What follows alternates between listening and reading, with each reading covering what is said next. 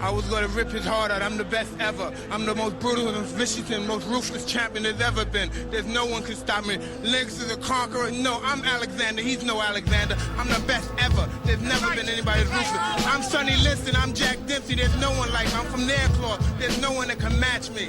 My style is impetuous. My defense is impregnable. And I'm just ferocious. I want your heart. I want to eat his children. Praise be to Allah. It's time! You're listening to the Cage Nation TV Prize Fight Podcast. Coming to you from the Coastal Cameron Studios in Wilmington, North Carolina. Are you ready? Here's your host, the big fella, Albert Cameron. Let's get it on!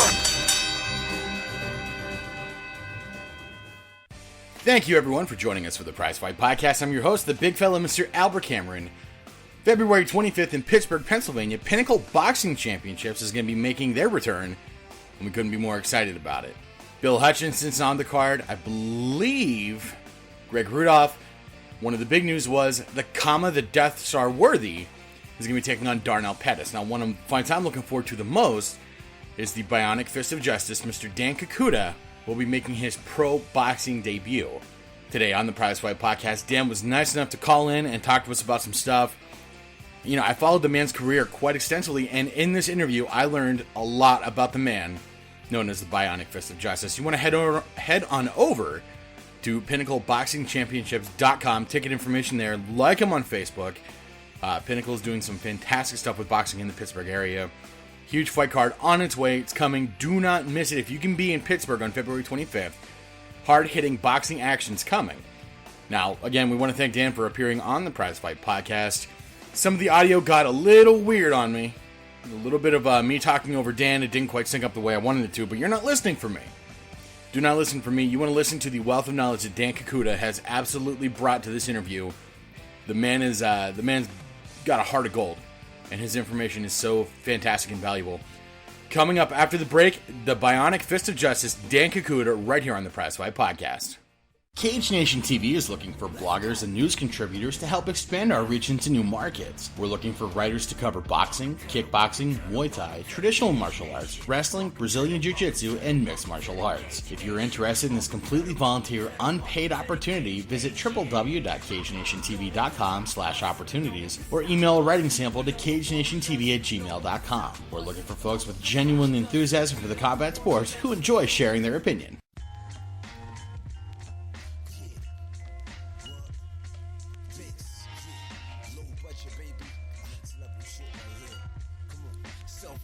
Welcome back to the Prize Fight Podcast. Of course, I'm your host, Mr. Albert Cameron, and the big deal is on the phone with me, right now, the Bionic Fist of Justice, Mr. Dann Cucuta. Dan, how are you doing, my brother? I'm doing great, brother. How you been, man? Been a while. It has been a while. I haven't talked to you since you fought Jesse Murray at the Icoplex in Cannonsburg. It's been that long. It's been a while. Yeah, I guess so. Yeah, wow, that was almost 2 years ago, man. Yeah. Yeah, what's going on with you guys anyway, man? Pretty damn close. Huh? Yeah, it's close to it. Well, we started our own brand of Southern Cage Nation, so hopefully, with any luck, I get your name familiar with them. Yeah, I thought what's going on with Cage Nation, man. So, you guys are starting to get on the roll. Oh, well, we're hopefully continuing that role. Rob's still going to fights in Pittsburgh, and I'm doing the Southern things. But, Dan, the big news that I heard this week was you've accepted a boxing match. Man. Yeah, I'm looking forward to it. It's been a while, so I've been this is kind of maybe about 10 plus years overdue, so I'm looking forward to it. Okay, now Dan, who proposed the idea of you boxing, and how long did it take for you to accept the fight? How long did it take for you to accept the fight? Pretty much once he gave me the opportunity. Once I talked to the matchmaker, and it's pretty much I accepted the fight already. He just had to find me an opponent, so. It was pretty much a done deal once he gave me an opponent. I think it was maybe 2-3 days later he had somebody for me to fight, so we're good to go. Now, how long have you been toying with the idea that you wanted to get into boxing? I wasn't toying with it. Actually, I was boxing before I started Muay Thai.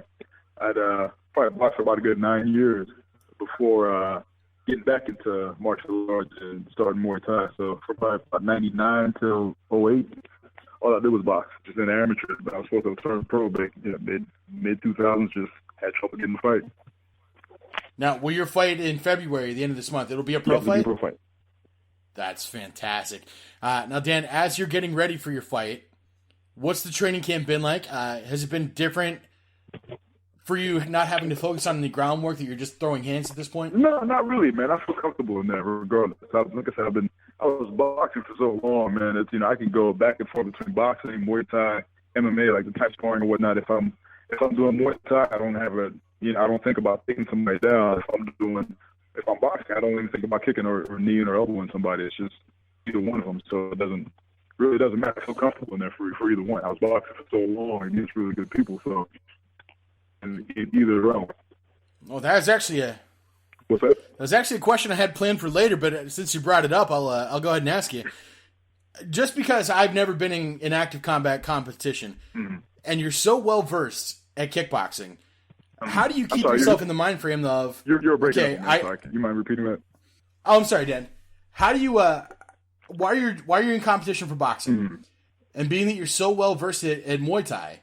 How do you keep yourself from relying on instinct and like not throwing an elbow during a boxing match? How do you keep the rules and the training straight?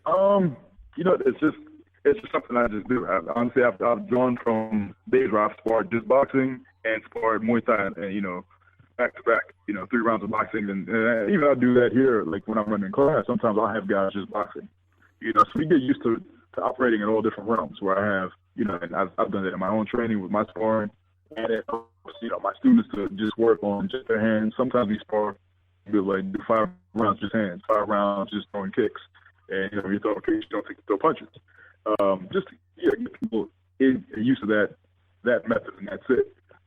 Where you get comfortable with using only what's available to you. So let's say, the way I train my students is, let's say we work on just hands. If you're undecided, you hurt your leg, but all you can rely on is your hands. That's all you use. Let's say you're in a fight, all you can, you hurt your hand, then you can't punch or whatever. All you can rely on is your kick. So we practice them separately. But I've been so used to doing that back and forth anyway. So even when I first started boxing in like '99, I had already done years of kickboxing leading up to that. I moved to PA, was in nationals. I fought the Pal Nationals. Like my first amateur fight was stupid, but I did it for like the number 4 ranked guy in the nation in the 3rd round. I never once thought about throwing a kick. If he started trying to tee off on me, I never thought about throwing a kick. Just throw punches back. It's just kind of I gotta tell you, Dan, I can hardly walk and chew gum at the same time. So that is just incredibly impressive to me that you're able to switch off in your mind like that. Now, in recent years, in MMA, you fought at middleweight and welterweight. Yeah, I started off at light heavyweight. What weight are you going to be fighting in your boxing match? My first MMA fight was the light heavyweight. That was my first MMA fight. It was a pro fight. Never fought in the amateurs. I took it to 205 honestly because I never even understood the concept of cutting weight at the time. I always fought at the bottom of the weight class. The lightest guy in the weight class. I didn't cut weight. I just fought wherever I was healthy. And when I got in there, like my first MMA fight, I got 205, which was ridiculous. I wasn't in the best shape for 205. I was waiting like maybe 203. This dude was, he was shorter than me, but much thicker, heavier, good wrestling background. NCAA or college collegiate wrestling champ. So it wasn't very smart, but I started almost from 205 down to 185, and now I'm fighting at 170. My home's going to be at 170.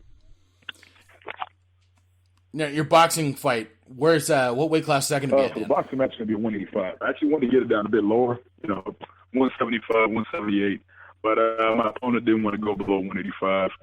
I was actually hoping to fight lighter, mainly because it means I have to work more to, cut the weight, make me train even harder. So now I'm actually going to focus on not losing too much weight too quickly. I'm about maybe 10 pounds away from my fight weight now. So I'm trying to, maintain myself around 195, get to 190 about the week before. Now, Dan, in Pittsburgh, you have a great pick of the litter as far as sparring partners go. Yeah, I do. Who have you been training with to get ready for this boxing match? Who have you been mainly sparring with, Dan, to get ready for this boxing match? For this fight, I've been sparring with my 2 main sparring partners have been Chris Mitchell, if you've seen him on the local scene before, and John DeJesus. Yes, sir. John DeJesus just fought up in last year from RFO and beat Cody Stevens, who was highly touted. He was one of my teammates. John DeJesus, Chris Mitchell, both these guys trained here. Chris Mitchell was down at the Black Zillions for a good few months, and he just moved back up here, so it's great to have all the knowledge that he picked up while he was down there. And the great thing about both the Jesus and Mitchell, they're both southpaws. So the guy I'm fighting is a southpaw, so I picked them specifically because, these guys are actually both quicker than my opponent. They're a little bit lighter as well, so they can make me have to move and work a lot more. Has a good boxing background as well. I got you, Dan. I got you. Now, Dan, considering your experience in Muay Thai and MMA, you already, for those sports, have great hand movement. Can you run it back to me again? I'm sorry. Do you feel that your experience... You're breaking up on me. Yeah, no. With your fights in MMA and kickboxing, you already have really good hand speed, good footwork, good head movement. Mm-hmm. Do you feel that your MMA and kickboxing experience gives you an edge over your opponent? I won't say so necessarily, and I'm not for MMA and kickboxing. It's a different kind of speed, especially because there are only punches coming at you. So it's more above the waist movement. Your foot movement or whatnot, it's not as, I'd say, as far as not overcommitting your hips. So you can actually find guys boxing that'll move a lot quicker because they don't have to worry about moving their feet. They don't have to worry about moving their legs as much because they're not throwing kicks. They don't have to worry about defending against kicks or takedowns. So, guys can stay in the pocket and move their hands much quicker and not really have to worry about overcommitting on those for takedowns. They got to worry about overcommitting for punches. I won't necessarily say Muay Thai or MMA speed will trump boxing speed in this case. I've boxed for years, so I'm used to that kind of speed and movement. Dan, I had no idea that you did as much boxing as you've done before. I'm actually already learning a lot just talking to you. Regular boxing being, because Matt Layshawk is, I was gonna say Matt Layshawk is doing a great job bringing boxing to Pittsburgh, home style boxing. Is boxing something you want to continue with regularly? I do. Don't get me wrong. I love boxing. I love Muay Thai. I love MMA. I'd say probably out of all of it, I do MMA. I compete at MMA because I love martial arts. I love fighting in general. And I understand the fact that you have to be multifaceted and really, well-rounded all across the board. If Muay Thai paid more, that's probably where I would stick with, just because I really love the sport and it's given so much to me. But MMA in general, the idea of putting my skills against somebody else's skills, so somebody else can be better at jiu-jitsu or wrestling than me, and my striking is better, or maybe my wrestling is better than theirs, or what have you. And we've got to mix it up and find who can use whatever they're best at, or come to the guy, and whatever they're not good at, use it well enough that they're not beaten by that. So I think, yes, I would like to continue that in the future. Honestly, if I were to go further with boxing, I would have to actually do it like my old boxing coach. Unfortunately, my up under Eddie Chambers, he's no longer here. He's down in Orlando now training guys. And then my other trainer that took me over after Eddie left, he was under the trainer under Eddie, well known in the Pittsburgh area as a boxing trainer for, of course, Eddie Chambers as well, because his son, Fast Eddie Chambers, who was top 10 in, I think, the heavyweight ranks, he fought Vladimir Klitschko for the heavyweight title back, I think it was in 2010. Oh, wow. Fought Klitschko for the title. So he was my constant sparring partner. That guy was like a brother to me. Big Eddie was like a father to me. Or was like my my favorite uncle, man. Just he took care of me and guided me through the ropes. So it has to be one of the two lives, one of those guys. Exactly. At that point, I want to go further. I can't just guide myself on that. Dan, you're clearly a very, very gifted combat sports athlete, but on the street, you're also one of the nicest guys I've ever come across. When people meet you for the first time, do they immediately get the impression that you're a skilled warrior? And if not, how do they react differently when they find out that you're very good at hurting people? I'm sorry, I missed part of that. When I talk about my opponents, or you broke up on me? Well, when people in the public find out that you're a fighter, how do they react differently than before? Man, if I'm immediately introduced to someone as a fighter and they haven't gotten to know me, then usually the comment that I hear is, "Oh, I don't want to piss you off." I'm not a fan of that stereotype.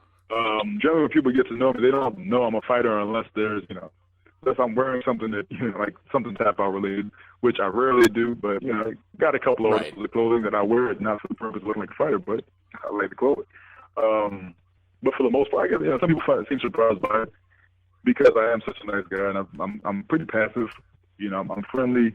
I like to take leadership, but I'm a fairly passive dude. I don't like to argue. I don't like to really I like to discuss things and whatnot. So, yeah, some people seem kind of surprised by it. But at this point, I guess more and more people are starting to know that's what I do. Again, you're one of the nicest guys I've ever met on the street. It's like night and day seeing you go from fighter mode to street mode. It's fantastic. Yeah, actually, it's funny. I think somebody's told me before I've got, I guess, all the makings of sociopath, because I can be so friendly and kind. You know, I'm pretty merciless. You know, I'm back being friendly and kind. So, which means if I'm fighting somebody and they're there for me to finish them, I'm trying to take them out. No qualms about it. Get them finished, do as much damage as possible in a short period of time, get them done. Also look at that as being merciful. So then I take a sustained damage. But then once it's all said and done, you know, back to being cool, nice. I don't have to hate a guy to hurt him. You know, this is a sport to me. Right. And I got hurt then, or now, they're going to hurt Dan, me. have you ever fought anyone you genuinely disliked? Anybody that I genuinely disliked. I remember actually the fight was, I think it was my second amateur fight when I broke my hand.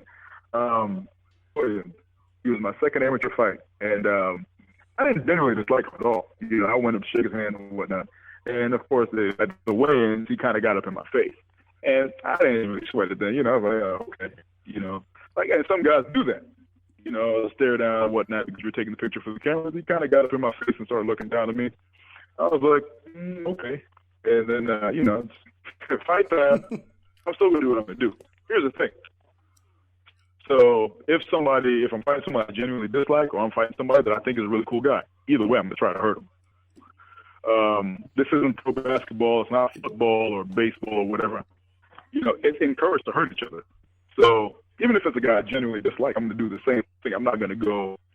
So it's not, I'm going to go any harder and try to really hurt this guy more than I would have initially. I'm still going to really try to hurt the guy anyway. That's what I'm going there to do. It's, you know, it's kind of in the job description. I got you. Dan, speaking of Matt McWilliams, at what point in that fight did you realize your hand was broken? You said at what point did I realize my hand was broken? Yeah. It was as soon as it happened, man. It was 30 seconds of the fight. It was the first all right hand I threw. And I kind of, I saw him coming in. I could read his punches coming in. And I threw a fire and forget it right overhand right. And my goal was to just drop that right on his jaw. I think that would put him out. Had I landed on his jaw clean, that would have been beating that Irene. And, you know, it was a no-look overhand right. I saw him coming in. I saw his jaw was wide open. I dipped down through the overhand right. Off his heavy-ass skull and said, sorry, you let that out. But it bounced off his skull and said. And as soon as I connected, I felt it. Completely weird. It was something I'd never felt before. And as soon as I landed, I said, oh, I've never felt any kind of pain like that. Hitting someone, I knew it was broken. I could just tell. And actually, Matt McWilliams and I, we're cool now. I mean, we're real cool. Like I said, that was one little situation as far as with the weigh-ins and whatnot. Guys do that. I really hold it against them. Of course, when we were, I think the second round, I threw that knee to his body while he was on the ground because of that. I'm like, oh, I'm gonna give you one little something for that. But we're cool now, man. He's a good dude. We've actually chatted like on Facebook off and on. And I've, invited him to come, train with us if he's in town for a fight or whatever. If he needs to come down, like have somewhere to work out the cut weight or whatever, He's a cool dude. Now, for the audience who's listening who isn't familiar with Dan, his nickname is the Bionic Fist of Justice because when he broke his hand, he had to have a ton of metal put in it, right, Dan? The first time I broke it, they put 2 pins in it just to put it back in place and hold it there. And when I came back, I came back and fought 3 months later. I went through the recovery process after surgery. I think I had surgery less than a week afterwards.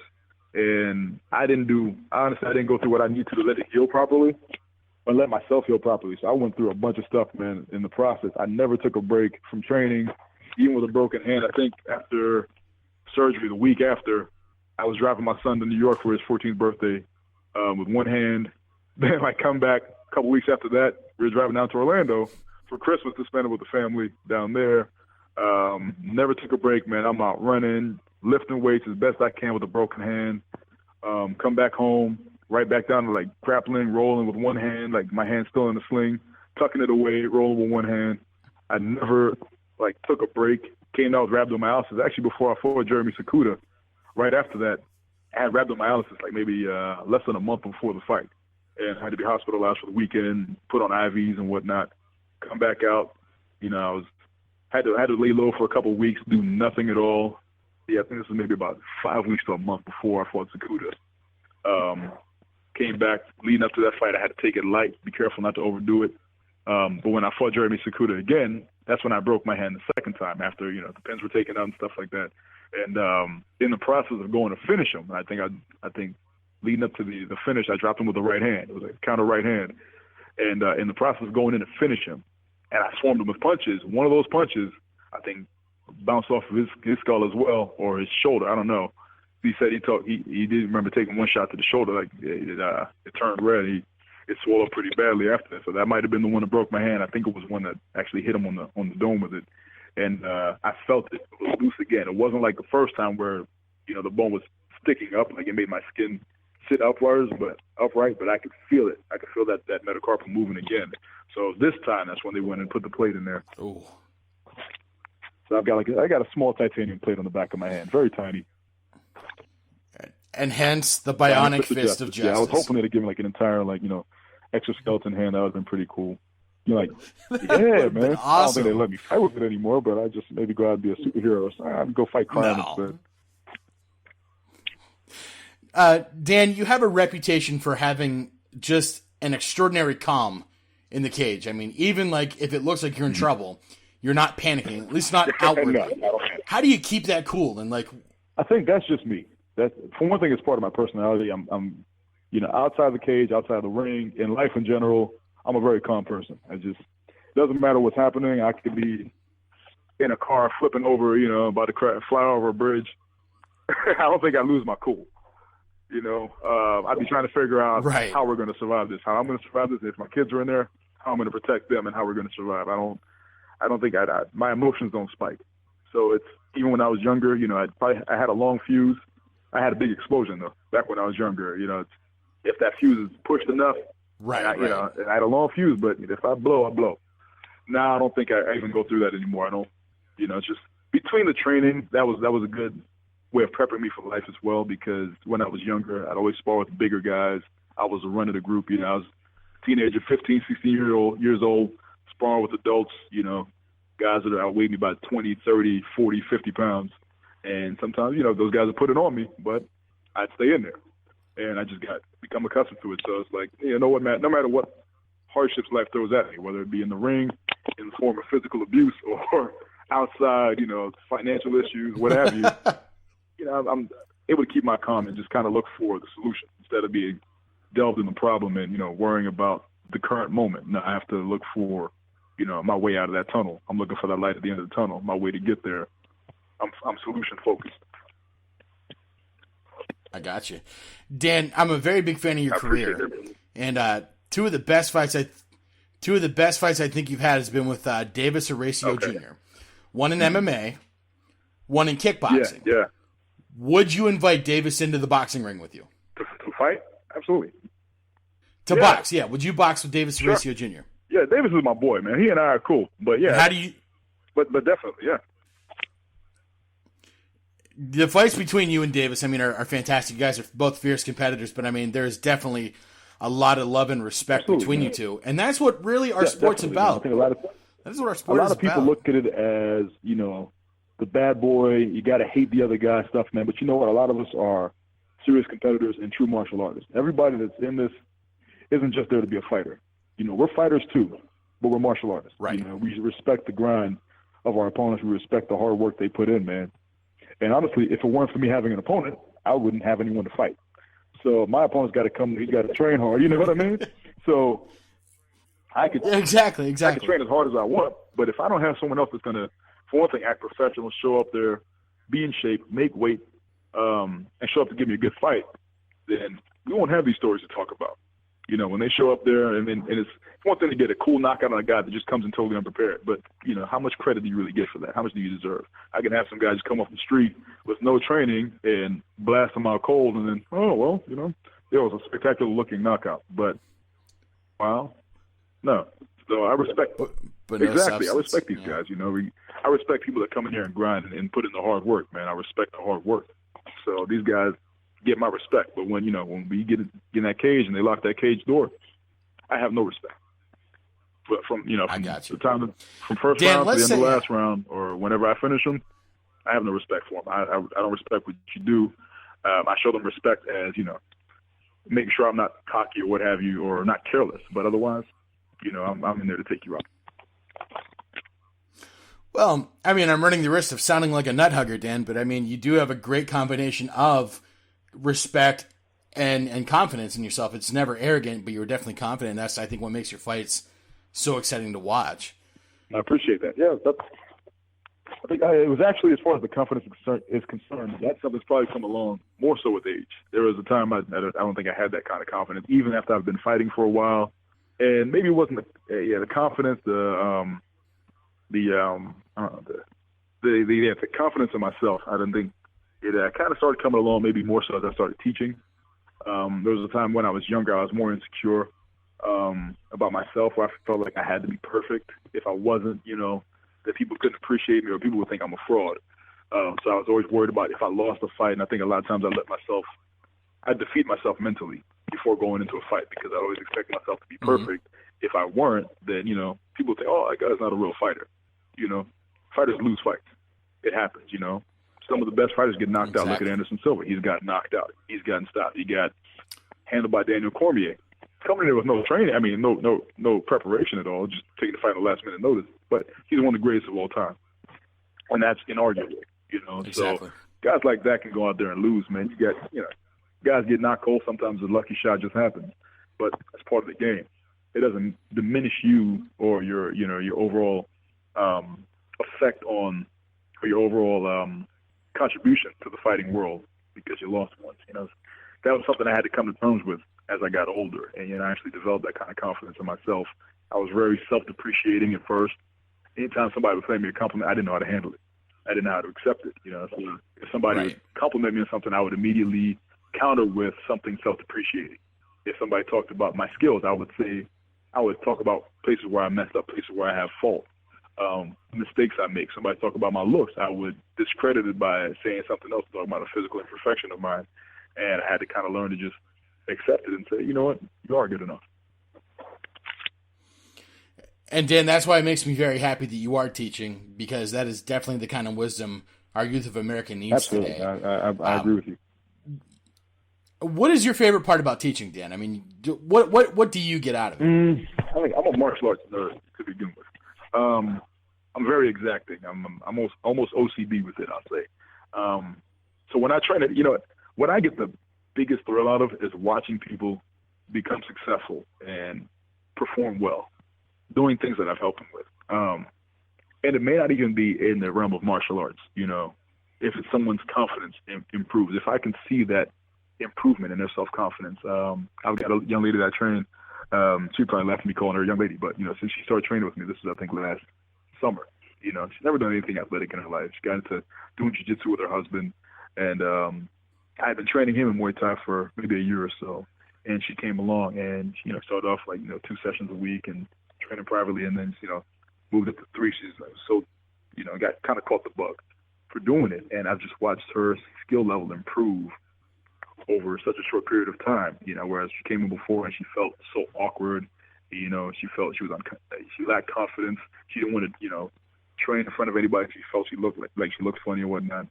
And just through that process, man, like I've watched her improve and improve and improve and soar. And like now when I introduce new training techniques to her, new exercises for her to do, whereas before she would be very like timid about it and kind of like worried, she's kind of like, yeah, okay, sure, let's do it.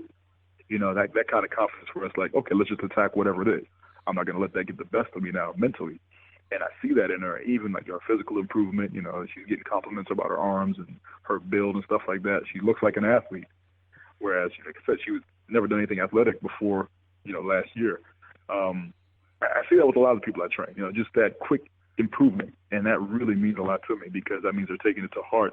And it makes me feel fortunate to give something back to other people with the martial arts because, like I said, it's given so much to me. Just keeping me out of trouble. There's a time I went down the wrong path as a teenager because I left the martial arts and I came back to it and I've stuck with it ever since. I'm living my dream. I'm not a millionaire. I'm not rich by any means, but, I'm successful because I'm doing what I truly love. I really do get to dictate my own time, even though I put a lot of time into it. But I've been given so much out of this, the ability to protect my family, to pass this on to my sons, my daughter, my grandson. It's, when that time comes, it really means a lot to me to pass that on and watch people, use it however they need to. As far as like my kids, they come and they train with me. If they want to fight, awesome. I don't force that upon them. All I want them to do is train. I want them to be fighters in life. And same with anybody else I train. If they choose to fight, okay, great. But understand that it's going to require a lot more commitment on them on their part. And if they're willing to give it, hey, I'm willing to be there for them to help them take it as far as they can. Dan, I think you hit the nail right on the head with all that. That was fantastic. Thank you. Sure, my last question for you. Okay, they're gonna make a Bionic Fist of Justice movie. Okay. Who do you want playing Dan Cucuta and why? Sorry, Which actor would you want to have play Dan Samuel Cucuta? Jackson. Easy. Excellent answer. That'd be rated R, but I don't know, man. Actually, as far as who would play me, I'm not quite sure, man. If it were a live-action movie, I can't even think of who I'd have played me in a live-action movie. I was thinking more anime. I think if I would ever do, like, if I had the opportunity to make, like, an autobiography, my goal once I'm done with my career is to really translate, martial arts, competitive life story, book format, but do an autobiography kind of, so it's going to be really off the hook, out there, superpowers, all that stuff. I wanted to have some kind of character representing them. I don't know, I can't think of any actor I'd have play me. I probably want to play myself. I thought Samuel L. Jackson was a great answer, but if there are any artists out there listening, let's get a hold of Dan. Let's get that Dan Cucuta manga started. I would read that. You got a couple it would of be friends. Awesome. Actually, one friend I'm cool with, man. I used to draw with his brother back in the day. He'd probably be the guy I'd hit up about it. He's an amazing artist, man. His brother was incredible. His brother unfortunately passed away some years ago. He lost the battle with cancer. And he was one of the guys that influenced me, man. Like, I've been drawing for years. When I met this guy, his name Jaga Sisei, rest in peace, man. Jaga he was actually the guy that first introduced me to manga and anime. He put me on the Dragon Ball Z, and we were watching it back on VHS, man, like with the subtitles. Actually, no, they didn't even have the subtitles back then. So this was in Japanese before they even had the subtitles. This is when we're going to, like, the Asian video store, man, and getting all their, like, anime, taking them back home, watching it on VHS, recording stuff, you know what I mean? So he's the first one to put me onto, like, Dragon Ball Z, and I think it was, like, in season 2 of the Cell Saga. Was that season 2 or season 3? Season, it's the Android, I'm about to Android nerd Saga. myself unconscious. I think it's season 3. Okay, right. It's the Android Saga. So we were watching, like the first episode I watched, man, and that was, his art style was anime, and it completely knocked me for a loop, man. So from then on, I went from trying to draw, like my favorite artists from Marvel, like Jim Lee, Mark Silvestri, Rob Liefeld, Eric Larson. Those are the guys I like to draw. Like, those are the comics I read all the time. Yeah. So when I saw that, man, I was trying to draw anime style, but I would always have it mixed up with, like, the way I drew already, which I never really had my own style because I was copying the styles I saw from these other guys, and it totally messed me up. I just couldn't get it. I get the face and the nose and stuff like that, but then when it came to doing the body, I was so into doing detail as well. It took me forever. And I just like, man, screw it. I just can't do it. And Jago would just draw these amazing, comic books, man. And, I really love this style. So now his brother, Sawalo, I looked at some of his artwork on, like, Instagram. He shares most of it on there, like deviantart.com. And he'd probably be, like, one of the guys I'd talk to about actually doing that series, that comic or the anime or what have you, man, just because, also the tribute to his brother, man. Like I said, Jago was an awesomely cool dude, man. Well, I'll tell you, Dan, if that ever takes flight, you can count on us to help promote the crud out of that. I think it'd be awesome. I always appreciate the support of my fellow nerds. Dan. Well, hey, thank you. Yeah, ain't that, preach, my man, preach. Dan, thank you so much for being on the Prizefight podcast with us today. If you're at home, check out Dan Cucuta right away. Dan's going to be fighting at Pinnacle Boxing Championships February 25th. Get your tickets right now at PinnacleBoxingChampionships.com. You don't want to miss a minute of this guy. And don't blink. because he finishes fights. That's what Dan Cucuta That's my does. goal. Dan, Thanks thank you again. Brother. I appreciate you, man. Thanks for having me on. Cage Nation TV would like to take a second and formally thank all of the businesses that have taken the time to sponsor a mixed martial artist or a boxer as they have trained to attain greatness. In the world of business, it can be looked at as an advertising expense to get your name out there. But did you know that your sponsorship dollars is actually keeping the American dream alive? Your help and support is actually changing the lives of aspiring athletes. Working hard and reaching for the brass ring is truly the great American story. We encourage all of our listeners and followers to support businesses that sponsor your favorite fighters. And thank you to those businesses for your continued support and encouragement. Again, a big thank you to Mr. Dan Cucuta for joining us this week on the Prizefight podcast. We wish him luck in his pro boxing debut. Darnell Pettis also on the card. He'll be taking on Kama the Death Star Worthy. Bill Hutchinson's on the card. It's boxing mayhem at its best. Information available at PinnacleBoxingChampionships.com. On Facebook. A lot of great information out there. Be in attendance February 25th. And until next time, ladies and gentlemen, fights, Cameron, action. Thank you for tuning in to the Cage Nation Prize Fight Podcast. All rights reserved 2016 to 2017 Planet Aries Sports. The Prize Fight Podcast is part of the Cage Nation Broadcast Network. For more information, visit www.cagenationtv.com.